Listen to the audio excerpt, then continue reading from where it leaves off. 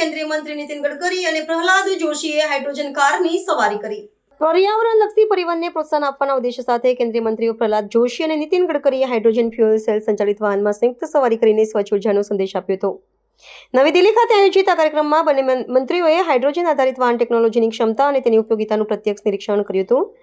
કેન્દ્ર સરકાર દ્વારા દેશમાં પ્રદૂષણ મુક્ત પરિવહન વ્યવસ્થા વિકસાવવા માટે લેવામાં આવી રહેલા વિવિધ પ્રોત્સાહક પગલાઓમાં ભાગરૂપે આ પ્રદર્શન યોજવામાં આવ્યું હતું।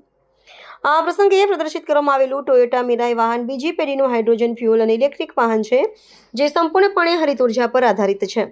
આ વાહનની વિશેષતા છે કે તે હાઇડ્રોજન અને ઓક્સિજન વચ્ચે થતી રાસાયણિક પ્રક્રિયા દ્વારા વીજળી ઉત્પન્ન કરે છે, જેનાથી એન્જિનિયર કાર્યરત થાય છે। પર્યાવરણ માટે સૌથી મહત્વની બાબત એ છે કે આ પ્રક્રિયા દરમિયાન વાહનમાંથી માત્ર પાણીની વરાળ જ બહાર નીકળે છે, જે વાતાવરણને બિલકુલ નુકસાન પહોંચાડતી નથી। કેન્દ્રીય મંત્રી નીતિન ગડકરીએ આ ટેકનોલોજી અંગે વિશ્વાસ વ્યક્ત કરતા જણાવ્યું હતું કે હાઇડ્રોજન ભવિષ્યનું ઇંધણ છે અને ભારતને આ ક્ષેત્રમાં આત્મનિર્ભર બનાવવા માટે સરકાર કટિબદ્ધ છે।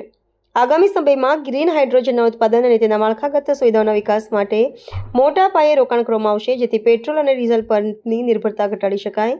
આ પહેલથી ભારત પેરિસ કરાર હેઠળના કાર્બન ઉત્સર્જન ઘટાડવાના લક્ષ્યાંકો પ્રાપ્ત કરવામાં પણ અગ્રેસર રહેશે, જે ટકાઉ વિકાસની દિશામાં એક મોટું પગલું માનવામાં આવે છે।